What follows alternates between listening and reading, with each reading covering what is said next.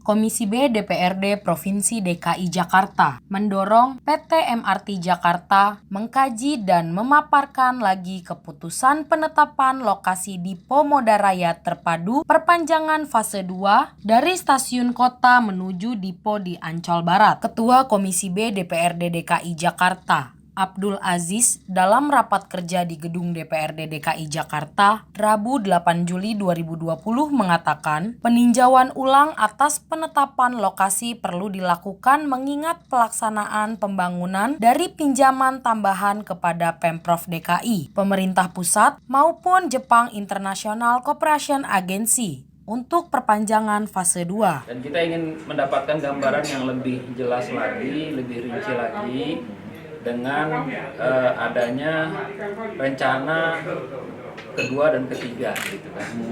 Nah, ini kan menyangkut jalur dan juga depo. Nah, inilah yang sedang kita gali, seperti apa rencana mereka gitu. Nah, setelah kita gali memang ada catatan-catatan bahwa mereka sudah melakukan kajian dan sebagainya, dan sudah ada keputusan bahwa lokasi depo dan sebagainya. Kita mengkritisi karena ini ada hubungannya pertama dengan investasi yang dilakukan oleh perusahaan asing, JK. Nah, itu. Kemudian juga mengapa depo yang direncanakan ke depan ini harus di lokasi Asahi Mas, gitu kan. Sedangkan kita melihat ada beberapa lokasi tanah yang memang Pemda punya sesama BUMD begitu ya, Ancol punya begitu, tidak dimanfaatkan.